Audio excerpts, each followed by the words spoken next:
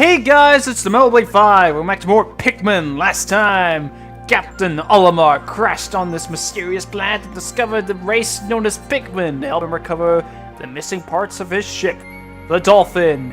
And we unlocked the second area of the game, the Forest of Hope. And this time we're of course going to be exploring the Forest of Hope because not only are there ship parts there, but there's some other interesting stuff for us.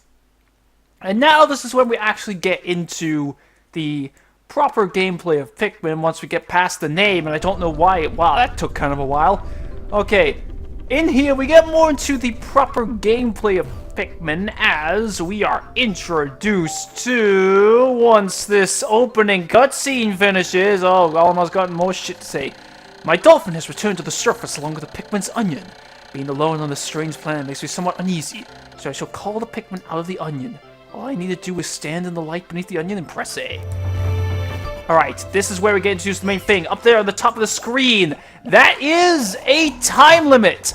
Every day in Pikmin is around about, let's say, 13 minutes long? Something like that.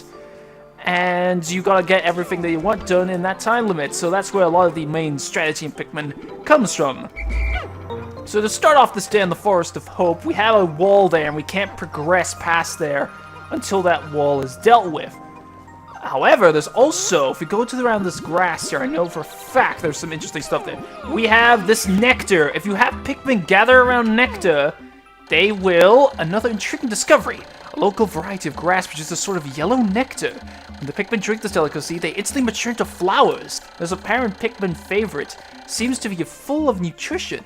Closer observation is needed to determine the strengths and peculiarities of these flower Pikmin. Yes, so they will go from leaves to flowers. They're about 3 sort of stages of Pikmin evolution, I guess. Leaves, buds, and then flowers. And the flowers move much faster than the leaves and the buds, so that is one thing that is very helpful. So that means you're less likely to have Pikmin just sort of sit behind, and I hope they're... Okay, thank God they did. Sometimes you can actually have Pikmin just consume all the nectar by themselves, and that just means like everybody gets screwed over because they turn into greedy bastards. But alright, we can command our Pikmin to take down this wall. The more Pikmin that work on this wall, the faster it goes down, and we want that thing gone as soon as possible because that will allow us to progress through more of this area.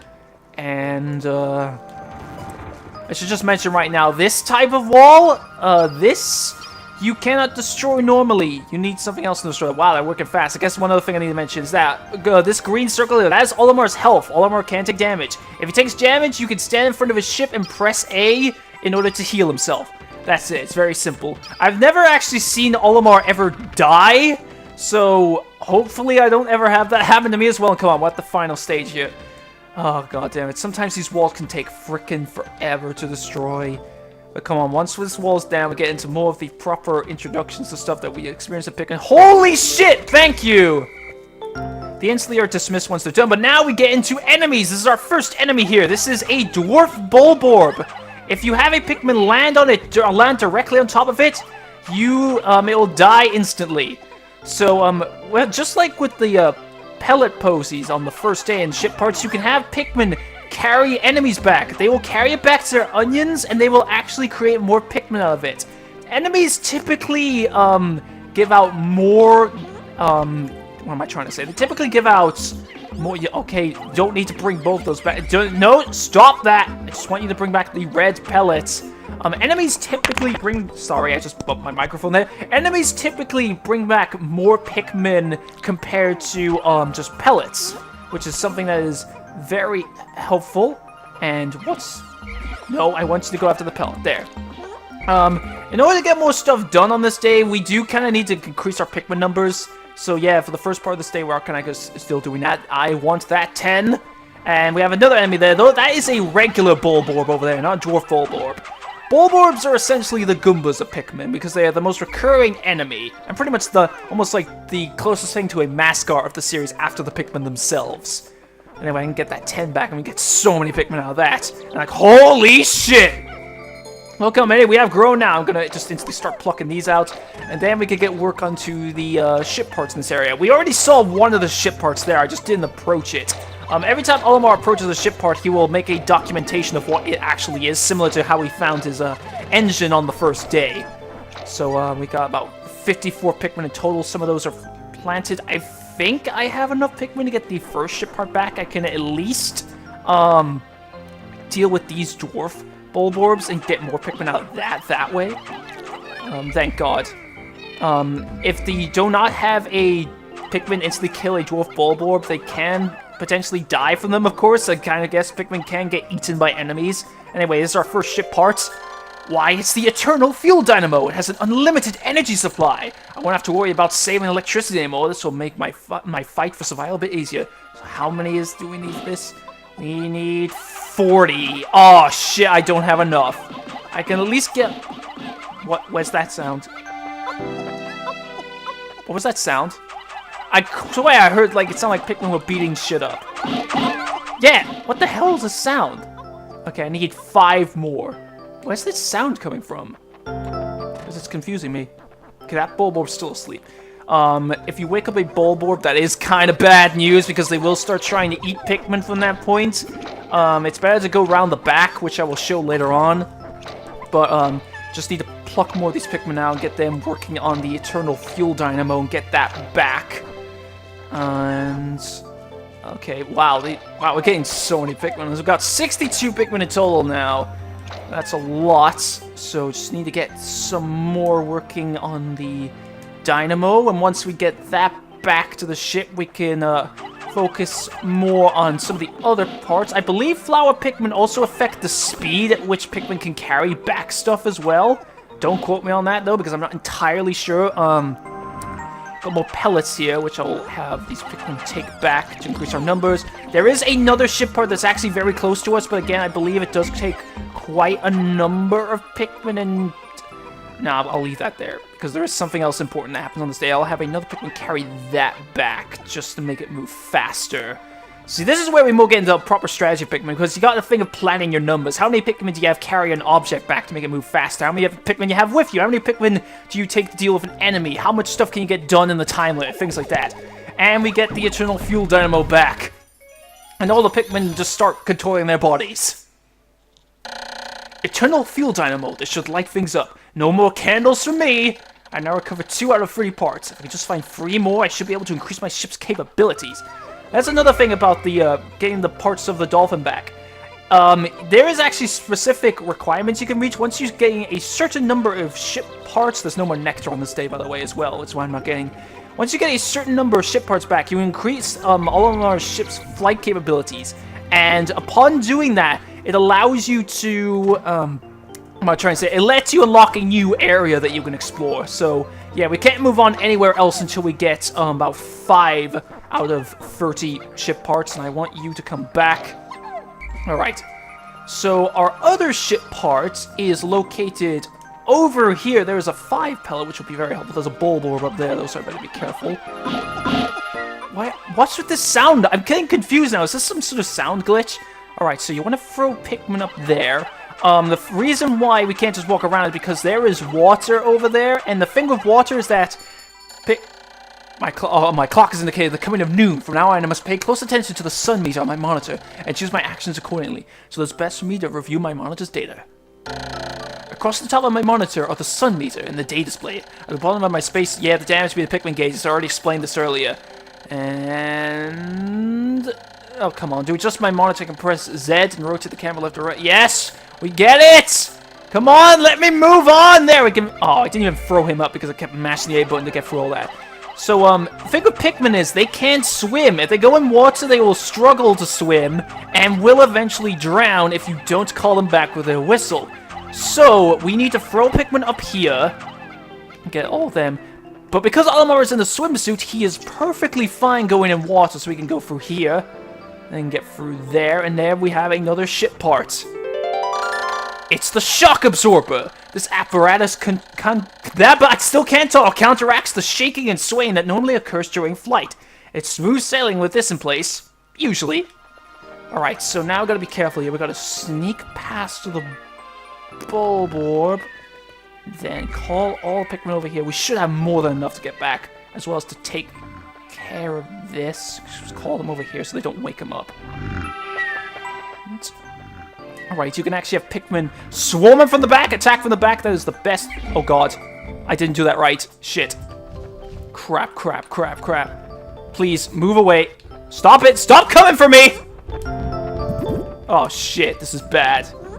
No, you idiots! Those Pikmin decide to get nectar, which will be helpful for the leaves, sure, but not when we're trying to run for our lives! Okay, get the fuck back here, okay.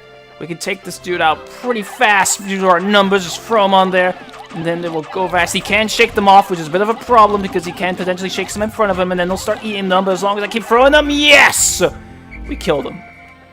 Get all the Pikmin over here. Yep, then we had Star over 61. I will have some leaves swarm onto that nectar in order to become flowers. And I guess... No, wait, there's some there. See, this is part of the reason why I'm so bad with time management in Pikmin. Just sometimes things like trying to improve my Pikmin's abilities can kind of end up taking much time. I'm pretty sure you could get... There are way more ship parts available to you on this first day in the Forest of Hope. But obviously, this is only the second one we found. And we're already through most of the day, so I'm probably not going to get a third one.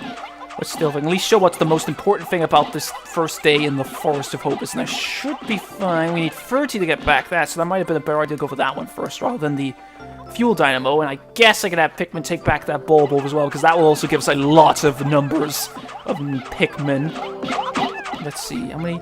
I believe 15 is the maximum to carry back. Okay, nope, it'll go up to 17. Okay, I'm still hearing that sound of like the Pikmin just like, you know, appear to be attacking things. And I'm just confused. This is a glitch? Or are there some stray Pikmin just attacking shit? Alright, so we got you guys here. I could pluck these new Pikmin as well. Then, oh, some of these are grown. Wait a minute, what? Okay, I guess that introduces another mechanic. If you leave Pikmin, you can actually leave Pikmin planted in the ground overnight. And if you do that, that can actually help them become, oh, there's more grass here. You can actually help them, that can actually help them become flower Pikmin. Rather than using nectar. But that appears to just happen on its own, and I have no idea why. Shock Absorber. This nifty little device counteracts the shaking and swaying experienced in typical spaceflight. Now we have 3 out of 30. We are a 10th of the way there, even though that doesn't sound very impressive, but... let's see if we can get those guys some, nectar. And then especially these leaves over here. So you can swarm on it all! You should become pretty flowers, and you will move faster as a result of it. Alright, I think what might be best for me to do right now is to leave these Pikmin here, so that they can become flowers overnight, because I'm probably going to have to come back to the Forest of Hope the very next day because of how slow I've been. See, this is what you need to be prepared for, people, when I get into this with Pikmin, of how bad I am with time management. There's another Bulborb here. We will take you out now, and hopefully you're really fast as well. Oh shit, that one's in front of him. No, I will not let you die, good sir! There! Dead. I'm going to leave you there because you leaving your corpse there can be important for later. I'll have 2 Pikmin carry that back, though. Just so, again, increase more Pikmin numbers. Okay, we got a wall here. One thing I need to most important, if I can zoom out, then if I can turn the camera around. There's a Dwarf Bulborb there next to a regular Bulborb. If you do not take that thing out fast, it will cry, and that will cause the regular Bulborb to wake up. It's not necessarily a mother and son sort of thing, because one thing of Pikmin lore is that Dwarf Bulborbs aren't actually related to Bulborbs. They're actually related to a different enemy that we'll see in this game. They just look like them. But okay, took out that wall much faster than the first one, so let's see if we can take out this Dwarf Bulborb quickly. Okay, can I call you back so you don't wake up the Bulborb. Then sneak around. And die. And just stay out. I'm sorry for being quiet. I just need to kind of concentrate to make sure there's no stray Pikmin going on. What the fuck are these guys doing right here? Come on. Oh shit, no! I just lost some Pikmin. And yes, the second day and I already lost Pikmin. Great. No, you come back here. So now that we've taken those 2 out, we can walk over here.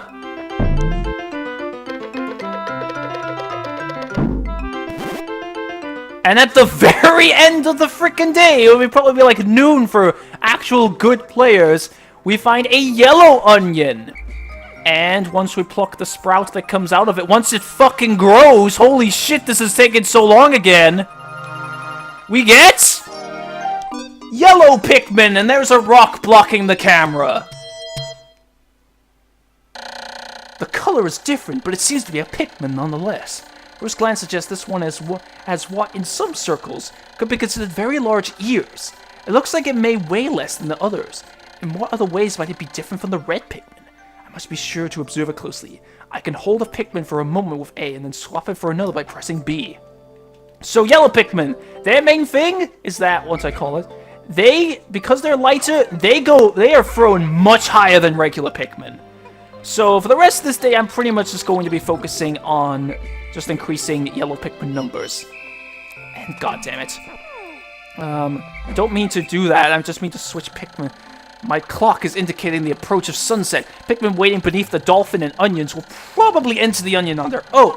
But if I don't call the stragglers and add them to my group, they may not be able to get back. I'm sure the Pikmin still planted are safe, but I'm somewhat concerned about leaving Pikmin to fend for themselves in the darkness. Yep, here's another major, burp there. There's another major mechanic of Pikmin. Is that, how do I switch them again? How do I... There we go. Okay, so, another major mechanic of Pikmin is that if there are any Pikmin left over overnight, they will die. Unless, obviously, they are near the ship or the onion, or their onions.